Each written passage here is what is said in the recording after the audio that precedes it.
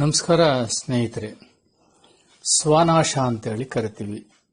ಅಂದರೆ ನಮ್ಮನ್ನು ನಾವು ಹೇಗೆ ನಾಶ ಮಾಡ್ಕೊಳ್ತೀವಿ ಅನ್ನೋದ್ರ ಬಗ್ಗೆ ನಾವು ಅವಲೋಕನವನ್ನು, ಚಿಂತನೆಯನ್ನು ಮತ್ತು ನಮ್ಮನ್ನೇ ನಾವು ಎಲ್ಲೋ ಒಂದು ಕಡೆಯಲ್ಲಿ ಅಂತರಂಗದಲ್ಲಿರ್ತಕ್ಕಂತಹ ಸಾಮರ್ಥ್ಯಗಳನ್ನು ಹಾಗೂ ನಮ್ಮ ಸ್ಟ್ರೆಂತನ್ನು ನಾವು ಅವಲೋಕನ ಮಾಡಿಕೊಳ್ಬೇಕಾಗ್ತದೆ ಸ್ನೇಹಿತರೆ. ಜಗತ್ತಿನಲ್ಲಿ ಕೆಲವರು ಹಿಡಿದ ಕೆಲಸವನ್ನು ಸಾಧಿಸ್ತಾರೆ, ಇನ್ನು ಕೆಲವರು ಕೆಲಸವನ್ನು ಹಿಡಿದರೂ ಆದರೆ ಅವರು ಅಪಯಶಸ್ಸನ್ನು ಪಡ್ತಾರೆ. ಇದಕ್ಕೆ ಕಾರಣ ಏನು? ಕೆಲವರು ತಿಳ್ಕೊಳ್ತಾರೆ ಇದು ನನ್ನ ದುರಾದೃಷ್ಟ, ಇದು ನನ್ನ ಜಾತಕದಲ್ಲಿಲ್ಲ, ಹಾಗಾಗಿ ದುರಾದೃಷ್ಟ ಜಾತಕ ಎನ್ನುವ ಇದೆಯೇ ಅಥವಾ ವಾಸ್ತು, ಇನ್ನು ಅನೇಕ ರೀತಿಯ ಅದೃಷ್ಟ, ಹೀಗೆ ಅನೇಕ ರೀತಿಯಾಗಿರ್ತಕ್ಕಂತಹ ನಮ್ಮ ಮನಸ್ಸು ಮೊರೆ ಹೋಗ್ತದೆ ಅಥವಾ ಆಶ್ರಯವನ್ನು ಪಡಿತದೆ. ನಮ್ಮ ದುರ್ಬಲತೆಗಳಿಗೋಸ್ಕರ ನಾವು ಇವೆಲ್ಲವನ್ನು ಆಶ್ರಯ ತಾಣಗಳನ್ನಾಗಿ ನಾವು ಮಾಡ್ಕೊಳ್ತೀವಿ ಸ್ನೇಹಿತರೆ. ಉದಾಹರಣೆಗೆ ನಿಮ್ಮ ಕಾರ್ ಕೆಟ್ಟು ಹೋದರೆ ಆ ಆಟೋಮೊಬೈಲ್ ಮಿಷನ್ ಹತ್ರ ಹೋಗ್ತಾರೆ. ಅದನ್ನು ಇದರಲ್ಲಿ ಏನು ತಪ್ಪಿದೆ, ಎಲ್ಲಿ ಮೆಕ್ಯಾನಿಸಮ್ ತೊಂದರೆ ಆಗಿದೆ ಅಂತ ಹೇಳ್ಬಿಟ್ಟು ಅದನ್ನು ರಿಪೇರಿ ಮಾಡಿಸ್ತಾರೆ. ಹಾಗೇನೆ ನಮಗೆ ಹುಷಾರಿಲ್ದಾಗೆಲ್ಲ ಯಾರ ಹತ್ರ ಹೋಗ್ತೀವಿ? ಡಾಕ್ಟರ್ ಹತ್ರ ಹೋಗ್ತೀವಿ, ಡಯಾಗ್ನೈಸ್ ಮಾಡ್ತೀವಿ, ಅದಕ್ಕೆ ಬೇಕಾಗಿರ್ತಕ್ಕಂಥ ಔಷಧಿಯನ್ನು ನಾವು ಪಡಿತೀವಿ ಸ್ನೇಹಿತರೆ. ಹೇಗೆ ನಮ್ಮ ಕಾರ್ ಕೆಟ್ಟೋದಾಗ ಆಟೋಮೊಬೈಲ್ ಇವ್ರ ಹತ್ರ ಹೋಗ್ಬಿಟ್ಟು ಅದನ್ನು ಚೆಕ್ ಮಾಡಿಸ್ಬಿಟ್ಟು ರಿಪೇರಿ ಮಾಡ್ಕೊಳ್ತೀವಿ, ಹಾಗೆ ನಮಗೆ ಹುಷಾರಿಲ್ದಿದ್ದಾಗ ಡಾಕ್ಟರ್ ಹತ್ರ ಹೋಗಿ ನಮ್ಮನ್ನು ಡಯಾಗ್ನೈಸ್ ಮಾಡಿಕೊಂಡು ನಾವು ಔಷಧಿ ತಗೊಂಡು ಹುಷಾರಾಗ್ತೀವಿ. ಅದೇ ರೀತಿ ಸ್ನೇಹಿತರೆ, ನಮ್ಮ ಜೀವನದಲ್ಲಿ ಅಪಯಶಸ್ಸುಗಳನ್ನು ಪಡೆದಾಗ ನಮ್ಮನ್ನು ನಾವು ಅವಲೋಕನ ಮಾಡ್ಕೊಳ್ತಕ್ಕಂಥದ್ದು ಬಹಳ ಉತ್ತಮ ಅಂತೇಳಿ ನಾನು ಅದರ ಸಹಿತವಾಗಿ ಭಾವಿಸ್ತೀನಿ. ಕೆಲವು ಸರಿ ನಾವೇನ್ ಮಾಡ್ತೀವಿ ಅಂತ ಹೇಳಿದ್ರೆ, ಯಾಕೆ ಅಪಯಶಸ್ಸನ್ನು ಪಡಿತೀವಿ ಅಂತ ಹೇಳಿದ್ರೆ, ನಮ್ಗೆ ಹೌದು ನಮ್ಮ ಜೀವನದಲ್ಲಿ ಯಶಸ್ಸಾಗಿಲ್ಲ, ಎಲ್ಲೋ ಒಂದು ಕಡೆನಲ್ಲಿ ತೊಂದರೆ ಆಗಿದೆ ಅಂತ ಹೇಳಿದಾಗ ನಾವೇನ್ ಮಾಡ್ತೀವಿ ಅಂದ್ರೆ ಇನ್ನೊಬ್ಬರ ಮೇಲೆ ತಪ್ಪುಗಳನ್ನು ಹೊರಿಸ್ತೀವಿ. ಇಲ್ಯೂಷನ್, ತಪ್ಪು ಕಲ್ಪನೆಗಳನ್ನ ಇಟ್ಕೊಳ್ತೀವಿ. ನನಗಾದ ಕಷ್ಟಗಳಿಗೆ, ಅಪಜಯಗಳನ್ನೆಲ್ಲವನ್ನು ಬೇರೆಯವರ ಮೇಲೆ ಆಗ್ತಕ್ಕಂಥದ್ದು. ಅಂದ್ರೆ ಬಹಳ ಹಿಂದಿನಿಂದಲೂ ಸಹಿತವಾಗಿ ಇದೊಂದು ದೊಡ್ಡ ಕಾಯಿಲೆ ನಮಗೆ, ಬೇರೆಯವರ ಮೇಲೆ ಅಪವಾದಗಳನ್ನು ಹೊರಿಸ್ತಕ್ಕಂಥದ್ದು. ನೋಡಿ, ನನ್ನ ಅಪಯಶಸ್ಸಿಗೆ ಅದೃಷ್ಟ ಕಾರಣ, ದುರದೃಷ್ಟ ಕಾರಣ ಅಂತ ಹೇಳ್ಬಿಟ್ಟು ನಾವು ಅನೇಕ ವಿಧವಾಗಿ ಆಲೋಚಿಸ್ತೇವಲ್ವೇ. ಹಾಗಾಗಿ ಈ ಲೋಪದೋಷಗಳನ್ನ ನಾವು ಎಲ್ಲೋ ಒಂದು ಕಡೆನಲ್ಲಿ ಯಾಕೆ ಬೇರೆಯವ್ರ ಮೇಲೆ ತಪ್ಪು ಹೊರಿಸ್ತೀವಿ? ಸಾಮಾನ್ಯವಾಗಿ ನಾವು ನೋಡಿದ್ರೆ, ಒಬ್ಬ ಮನೇಲಿ ಇರ್ತಕ್ಕಂಥ ಒಬ್ಬ ಸಣ್ಣ ಹುಡುಗ ನಾವು ತಪ್ಪು ಮಾಡಿದಾಗ ಏನ್ ಮಾಡ್ತಾನೆ? ಅವ್ರ ಅಕ್ಕನ ಮೇಲೋ ಅಣ್ಣನ ಮೇಲೋ ಹೊರಿಸ್ತಾನೆ. ಸ್ಕೂಲಲ್ಲಿ ಮಾರ್ಕ್ಸ್ ಕಡಿಮೆ ಬಂತಂದ್ರೆ ಟೀಚರ್ ಸರಿ ಇಲ್ಲ, ಸ್ಕೂಲ್ ಸರಿ ಇಲ್ಲ, ಅಥವಾ ಸಿಲೆಬಸ್ ಸರಿ ಇಲ್ಲ, ಅಥವಾ ಪ್ರಶ್ನೆ ಪತ್ರಿಕೆ ಸರಿ ಇಲ್ಲ, ಹೀಗೆ ಅನೇಕ ರೀತಿಯಾಗಿರ್ತಕ್ಕಂಥ ಲೋಪದೋಷಗಳನ್ನ ಬೇರೆಯವ್ರ ಮೇಲೆ ಹೊರಿಸ್ತೀವಿ. ಒಂದು ಪಕ್ಷ ರೋಡ್ ಆಕ್ಸಿಡೆಂಟ್ ಆಯ್ತಂತ ತಿಳ್ಕೊಳ್ಳಿ, ಇದು ನಾನ್ ಕಾರಣ ಅಲ್ಲ, ಎದುರಿಗೆ ಬರ್ತಾ ಇರ್ತಕ್ಕಂಥ ಲಾರಿದ ಕಾರಣ, ರಸ್ತೆ ಸರಿ ಇರಲಿಲ್ಲ, ಅಥವಾ ಪಕ್ಕದಲ್ಲಿ ಯಾರೋ ಬಂದ್ರು, ಹೀಗೆ ನಾವು ನಮ್ಮ ಲೋಪದೋಷಗಳನ್ನ ಬೇರೆಯವ್ರ ಮೇಲೆ. ಆದರೆ ಅಪಯಶಸ್ಸಾದಾಗ ಅದಕ್ಕೆ ಲೋಪದೋಷಗಳು, ದೌರ್ಬಲ್ಯಗಳು ಎಲ್ಲವನ್ನೂ ನಾವು ಲಿಸ್ಟ್ ಮಾಡ್ಕೊಳ್ಳೋದಿಲ್ಲ.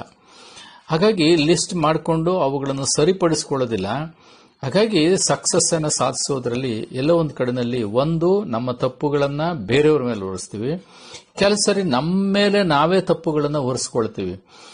ಉದಾಹರಣೆಗೆ ಹೇಳೋದಾದ್ರೆ, ಇದು ನನ್ನಿಂದಲೇ ಜರುಗಿದೆ, ನನ್ನ ವೀಕ್ನೆಸ್ ಕಾರಣ ಅಂತ ಹೇಳ್ತೀವಿ.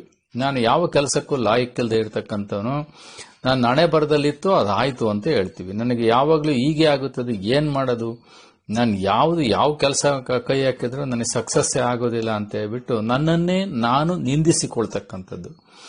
ಈ ರೀತಿಯ ಸ್ವಯಂ ನಿಂದನೆಯಿಂದ ಇನ್ಫೀರಿಯಾರಿಟಿ ಕಾಂಪ್ಲೆಕ್ಸ್ ಬೆಳೀತದೆ.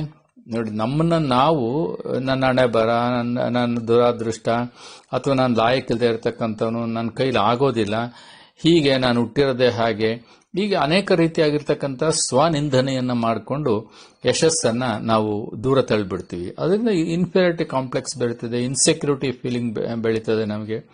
ಅದರಿಂದ ನಾವು ಒಂದು ಹೆಜ್ಜೆನೂ ಮುಂದಿಡ್ಲಿಕ್ಕೆ ಸಾಧ್ಯತೆ ಆಗೋದಿಲ್ಲ.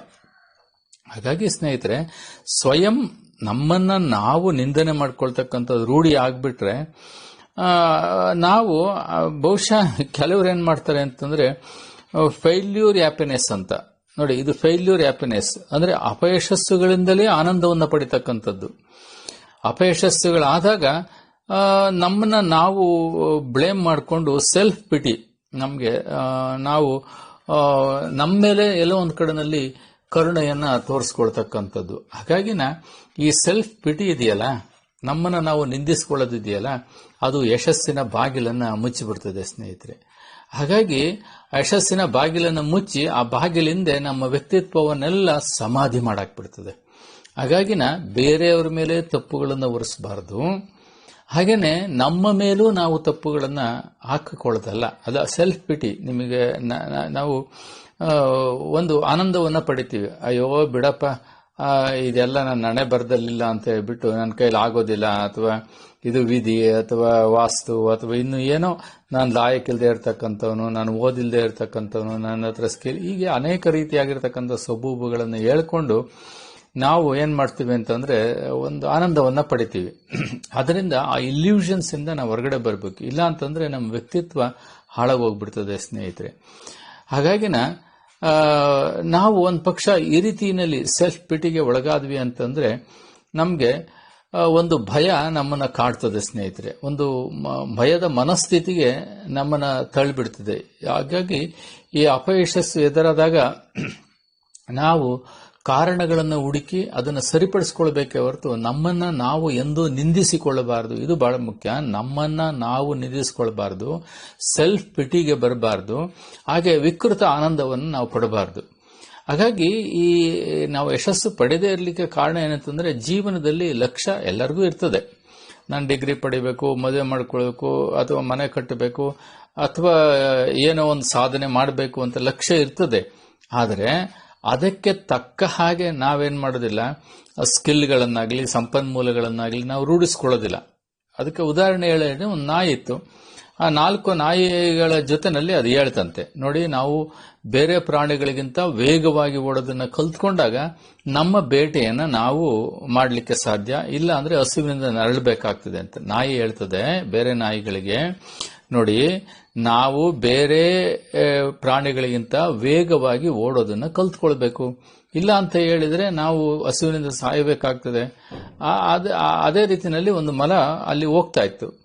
ಆ 4 ನಾಯಿಗಳು ಆ ಮಲವನ್ನ ಅಟ್ಟಿಸ್ಕೊಂಡೋದ್ವು. ಆದರೆ ಆ ಮಲ ಏನ್ ಮಾಡ್ತು, ಆ ನಾಯಿಗಳಿಗಿಂತ ಫಾಸ್ಟ್ ಆಗಿ ವೇಗವಾಗಿ ಓಡಿ ತನ್ನನ್ನು ತಾನು ರಕ್ಷಣೆ ಮಾಡ್ಕೊಳ್ತು. ಆಗ ಬೇರೆ ನಾಯಿಗಳೆಲ್ಲ ಆ ನಾಯಿ ಮಾರ್ಗದರ್ಶನ ಮಾಡಿತ್ತಲ್ಲ ಅದನ್ನ ನೋಡಿ ವ್ಯಂಗ್ಯವಾಗಿ ಹೇಳ್ತಿದ್ವು, ಈಗ ಹೇಳಪ್ಪ ನೀನು ಬೇಗವಾಗಿ ಓಡ್ತೀನಿ ಅಂತ ಹೇಳಿ ನಿಂದನೆ ಮಾಡಿ ತಮಾಷೆ ಮಾಡಿದ್ವು. ಆದರೆ ಆ ನಾಯಿ ಹೇಳಿದ ಮಾತನ್ನ ನೆನ್ಪಿಟ್ಕೊಳ್ಳಿ ಸ್ನೇಹಿತರೆ, ಮಲಕ್ಕೆ ಪ್ರಾಣದ ಪ್ರಶ್ನೆ, ನಮಗೆ ತಮಾಷೆಯ ಪ್ರಶ್ನೆ. ನೋಡಿ, ಮಲಕ್ಕೆ ಪ್ರಾಣದ ಪ್ರಶ್ನೆ ಇರ್ತದೆ, ನಮಗೆ ತಮಾಷೆಯ ಪ್ರಶ್ನೆ ಇರ್ತದೆ. ಅದು ನಮಗಿಂತ ಫಾಸ್ಟ್ ಆಗಿ ಓಡೋದನ್ನ ಕಲ್ತ್ಕೊಂಡಿದ್ರೆ ತನ್ನ ತಾನು ರಕ್ಷಣೆ ಮಾಡ್ಕೊಳ್ತು. ಹಾಗಾಗಿ ಈ ಜಗತ್ನಲ್ಲಿ ಎಲ್ರೂ ಸ್ಪರ್ಧೆಯಲ್ಲಿದ್ದಾರೆ. ಆ ಸ್ಪರ್ಧೆಯಲ್ಲಿ ನಮ್ಮ ಸ್ಕಿಲ್ ಇರ್ಬೋದು, ನಮ್ಮ ದುರ್ಬಲತೆಗಳಿರ್ಬೋದು, ನಮ್ಮ ಸಬಲತೆಗಳಿರ್ಬೋದು, ಅಥವಾ ನಮಗೆ ಬೇಕಾಗಿರ್ತಕ್ಕಂಥ ರಿಸೋರ್ಸ್ ಇರ್ಬೋದು, ಅಥವಾ ನಮಗೆ ಬೇಕಾಗಿರ್ತಕ್ಕಂಥ ಮಾರ್ಗದರ್ಶನ ಇರ್ಬೋದು, ಚಿಂತನೆ ಇರ್ಬೋದು, ಆಲೋಚನೆ ಇರ್ಬೋದು, ಐಡಿಯಾಸ್ ಇರ್ಬೋದು, ಎಲ್ಲವನ್ನೂ ನಾವು ಮೈಗೂಡಿಸ್ಕೊಳ್ತಾ ಹೋದಾಗ ಯಶಸ್ಸನ್ನ ಸಾಧಿಸ್ತೀವಿ ಸ್ನೇಹಿತರೆ. ಹಾಗೇನೆ ಕೆಲವು ಸರಿ ಏನಾಗ್ತದೆ ಅಂತಂದ್ರೆ, ನಮ್ಮ ಲಕ್ಷ್ಯಗಳನ್ನ ಅಥವಾ ನಮ್ಮ ಗುರಿಗಳನ್ನ ನಾವು ಸೀರಿಯಸ್ ಆಗಿ ತಗೊಳ್ಳೋದಿಲ್ಲ, ಸುಮ್ಮನೆ ಓದ್ರ ಬಂದಂಗೆ ತೆಗೆದುಕೊಳ್ತೀವಿ. ಹಾಗಾಗಿ ನಾವು ನಮ್ಮ ಲಕ್ಷ್ಯಗಳನ್ನ ವೆರಿ ಸೀರಿಯಸ್ ಆಗಿ ತೆಗೆದುಕೊಂಡು ಅದಕ್ಕೆ ಬೇಕಾಗಿರ್ತಕ್ಕಂಥ ಎಲ್ಲವನ್ನೂ ನಾವು ಒಟ್ಟುಗೂಡಿಸ್ಕೊಳ್ತಾ ಹೋಗ್ಬೇಕು. ಹಾಗಾಗಿ ನಾನು ಕೋಟ್ಯಾಧೀಶರ ಆಗ್ಬೇಕು ಅಂತ ಹೇಳ್ಬಿಟ್ಟು 70 ವರ್ಷ ಆದ್ಮೇಲೆ ಕೋಟ್ಯಾಧೀಶರ ಆದ್ರೆ ಪ್ರಯೋಜನ ಆಗೋದಿಲ್ಲ. ನಾನು 40-45 ವರ್ಷದಲ್ಲೇ ಒಂದು ಲಕ್ಷ್ಯ ಇಟ್ಕೊಂಡು ಸಾಧಿಸಬೇಕಾಗ್ತದೆ ಸ್ನೇಹಿತರೆ. ಹಾಗಾಗಿ ಈ ಲಕ್ಷ್ಯ ಸಾಧನೆಗೆ ಮನುಷ್ಯ ತನ್ನ ಸಂತೋಷಗಳನ್ನ ಪಣವಾಗಿಡಬಾರದು. ಕೆಲವು ಸರಿ ಏನ್ ಮಾಡ್ತಾನೆ, ಅವನು ಸಾಯವರೆಗೂ ದುಡಿದು ಹೀಗೆ ಶರೀರ ಬಿಟ್ಟು ಹೋಗ್ಬಿಡ್ತಾನೆ ಹೊರತು, ಆದರೆ ತಾನು ದುಡಿದ ಹಣಕ್ಕೆ ಅವನು ಸಂತೋಷ ಪಡೋದಿಲ್ಲ, ಅಥವಾ ತಾನು ದುಡಿದ ಸಾಧನೆಯ ಆನಂದವನ್ನು ಪಡ್ತಕ್ಕಂಥ ಅವಕಾಶಗಳನ್ನ ಅವನು ತಪ್ಪಿಸ್ಕೊಳ್ತಾನೆ ಸ್ನೇಹಿತರೆ. ಹಾಗಾಗಿ ಸಾಧನೆಯ ನಂತರ ಫಲವನ್ನು ಸಂತೋಷ ತೃಪ್ತಿಯಿಂದ ಅನುಭವಿಸುವ ಅವಕಾಶ ನಮ್ಗಿರಬೇಕು. ಅದಕ್ಕೆ ಪಶ್ಚಾತ್ತಾಪದ ಭಾವನೆಗಳಿಗೆ ದಾರಿ ಇರಬಾರ್ದು ಸ್ನೇಹಿತರೆ. ನಾವು ಯಾವುದೇ ಸಾಧನೆಯನ್ನ ಮಾಡಬೇಕಾದ್ರೆ ಅಡ್ಡದಾರಿ ಹಿಡಿಬಾರ್ದು. ಕೆಲಸ ಅಡ್ಡದಾರಿ ಹಿಡಿದಾಗ ಏನಾಗುತ್ತೆ, ನಮ್ಮ ಸಾಧನೆಗೆ ಬೆಲೆ ಇರೋದಿಲ್ಲ. ನಾವು ಗುರಿಯನ್ನ ಸಾಧಿಸಲು ಶಾರ್ಟ್ ಕಟ್ ಅನ್ನ ಏನಾದ್ರೂ ಹಿಡಿದ್ವಿ ಅಂದ್ರೆ, ನಮಗೆ ಉದ್ಯೋಗದಲ್ಲಿ ಪ್ರಮೋಷನ್ ಸಿಗಬೇಕು ಅನ್ನೋ ಕಾರಣಕ್ಕೋಸ್ಕರವಾಗಿ ನಾವು ಯಾವುದೇ ಅನೈತಿಕವಾಗಿರ್ತಕ್ಕಂತಹ ಅಥವಾ ನಮ್ಮ ಆಫೀಸರ್ ಕಾಲಿಡ್ಕೊಳ್ತಕ್ಕಂಥದ್ದು, ಬೇರೆ ರೀತಿಯಾಗಿರ್ತಕ್ಕಂತಹ ಪ್ರಲೋಭಗಳಿಗೆ ಒಳಗಾಗಿ ನಾವು ಸಕ್ಸಸ್ ಅನ್ನ ಮಾಡ್ಕೊಂಡ್ರೆ ಅದರಲ್ಲಿ ಸಂತೋಷ ಇರೋದಿಲ್ಲ ಸ್ನೇಹಿತರೆ. ಹಾಗಾಗಿನ ಯಾವುದೇ ಯಶಸ್ಸು ಇರ್ಬೋದು, ಅದು ತಾತ್ಕಾಲಿಕವಾಗಿ ಸಿಗುತ್ತೆ ಅನ್ನೋದನ್ನ ನೀವು ತಿಳ್ಕೊಳ್ಬೇಕು ಸ್ನೇಹಿತರೆ. ನಾವು ಯಾವಾಗಲೂ ಲಾಂಗ್ ರನ್ ಆಗಿ ಯೋಚನೆ ಮಾಡಬೇಕಾಗ್ತದೆ. ನಾವು ಏನಾದರೂ ಅಡ್ಡದಾರಿಗಳನ್ನ ಹಿಡಿದ್ವಿ ಅಂದ್ರೆ ನಮ್ಮ ಕ್ಯಾರೆಕ್ಟರ್ಗೆ ಪೆಟ್ಟು ಬೀಳ್ತದೆ. ನಾವು ಲಾಂಗ್ ರನ್ ಅಲ್ಲಿ ನಮ್ಮ ವ್ಯಕ್ತಿತ್ವವನ್ನು ನಾವು ಹಾಳು ಮಾಡ್ಕೊಳ್ತೀವಿ ಸ್ನೇಹಿತರೆ. ಹಾಗೇನೆ ನಾವು ಇತರ ಉದ್ಯೋಗಿಗಳನ್ನ ಕೀಳಾಗಿ ಕಾಣಬಾರದು. ಅವರೆಲ್ಲರನ್ನೂ ಕುಟುಂಬಸ್ಥರಂತೆ ನಾವು ಕಾಣಬೇಕಾಗಿರ್ತದೆ ಹೊರತು ನಾವು we should have to maintain the relation management ಅಂತ ಹೇಳಿ ಕರಿತೀವಿ. ಬೇರೆಯವರೊಟ್ಟಿಗೆ ನಮ್ಮ ಸಂಬಂಧಗಳನ್ನ ಉತ್ತಮವಾಗಿ ರೂಢಿಸಿಕೊಳ್ಬೇಕಾಗ್ತದೆ. ಹಾಗೇನೆ ನಾವು ನೀತಿ ನಿಯಮಗಳನ್ನ ಅನುಸರಿಸಬೇಕು. ಅಂದ್ರೆ ಸರ್ಕಾರದ ನೀತಿ ನಿಯಮಗಳು ಯಾವುದೇ ಇರ್ಬೋದು, ಆ ನೀತಿ ನಿಯಮಗಳನ್ನ ನಾವು ಅನುಸರಿಸ್ತಾ ಹೋಗ್ಬೇಕಾಗ್ತದೆ. ದಾರಿಯಲ್ಲಿ ಸಿಗುವ ಸಣ್ಣ ಸಣ್ಣ ಅವಕಾಶಗಳನ್ನ, ಚಿಕ್ಕ ಚಿಕ್ಕ ವ್ಯಕ್ತಿಗಳನ್ನ ಗಣನೆಗೆ ತೆಗೆದುಕೊಳ್ಬೇಕು. ಅವ್ರ ಜೊತೆನಲ್ಲಿ ಉತ್ತಮ ಬಾಂಧವ್ಯವನ್ನ ಹೊಂದಬೇಕು. ಹಾಗೇನೆ ನಾವು ಯಾವುದೇ ಕಾರಣಕ್ಕೂ ಮಧ್ಯದಲ್ಲಿ ವಿರಮಿಸಬಾರದು. ಅಂತ ಹೇಳಿದ್ರೆ ಅಯ್ಯೋ ಯಾರ ಕೈಲಾಗುತ್ತಪ್ಪ ಅಂತ ಹೇಳ್ಬಿಟ್ಟು ಮಧ್ಯದಲ್ಲಿ ನಮ್ಮ ಗುರಿಯನ್ನು ಬಿಟ್ಬಿಡಬಾರದು. ಒಂದ್ ಪಕ್ಷ ಮಧ್ಯದಲ್ಲಿ ನಾವೇನಾದ್ರೂ ಗುರಿಯನ್ನು ಬಿಟ್ವಿ ಅಂತ ಹೇಳಿದ್ರೆ ನಾವು ಅಪಯಶಸ್ಸಿಗೆ ಗುರಿಯಾಗ್ತೀವಿ ಸ್ನೇಹಿತರೆ. ಹಾಗಾಗಿನ ನಾವು ಯಶಸ್ಸನ್ನ ಸಾಧಿಸಬೇಕು ಅಂತ ಹೇಳಿದ್ರೆ ನಿರಂತರವಾಗಿರತಕ್ಕಂಥ ಒಂದು ಪ್ರಯತ್ನ ನಾವು ಮಾಡ್ತಿರ್ಬೇಕು. ಯಶಸ್ಸನ್ನು ಸಾಧಿಸಿದ ಕ್ಷಣ ಅತ್ಯಂತ ಸಂತೋಷವಾಗಿರ್ತದೆ. ಮತ್ತು ಯಶಸ್ಸನ್ನು ನಾವು ಸಕ್ಸಸ್ಗೂ ಫೇಲ್ಯೂರ್ಗೂ ಮಧ್ಯ ವ್ಯತ್ಯಾಸವನ್ನು ತರದು ರಾಂಗ್ ಸ್ಟಾರ್ಟ್ ಅಂತ ಹೇಳಿ ಕರಿತೀವಿ. ಹಾಗೇನೆ ರಾಂಗ್ ಸ್ಟಾಪ್ ಅಂತಲೂ ಕರಿತೀವಿ. Wrong start and wrong stop ಅಂದ್ರೆ ಸರಿಯಾದ ರೀತಿಯಲ್ಲಿ ಆರಂಭ ಮಾಡಿರೋದಿಲ್ಲ, ಇಲ್ಲ ಮಧ್ಯದಲ್ಲಿ ನಾವು ತಪ್ಪು ಕಲ್ಪನೆಗಳಿಂದ ನಮ್ಮ ಸಾಧನೆಯನ್ನು ನಿಲ್ಲಿಸ್ಬಿಡ್ತೀವಿ ಸ್ನೇಹಿತರೆ. ಹಾಗಾಗಿ ಈ ಎಲ್ಲ ದುರ್ಬಲತೆಗಳಿಂದ ನೀವು ಹೊರಗಡೆ ಬನ್ನಿ. ಆಗ ಅದನ್ನ ಸರಿಪಡಿಸಿಕೊಂಡಾಗ ನಿಮ್ಮ ಜೀವನದಲ್ಲಿ ನೀವು ಯಶಸ್ಸನ್ನು ಸಾಧಿಸ್ತೀರಿ ಅಂತ ಹೇಳ್ತಾ ಒಳ್ಳೆದಾಗಲಿ ಸ್ನೇಹಿತರೆ. ನಮಸ್ಕಾರ.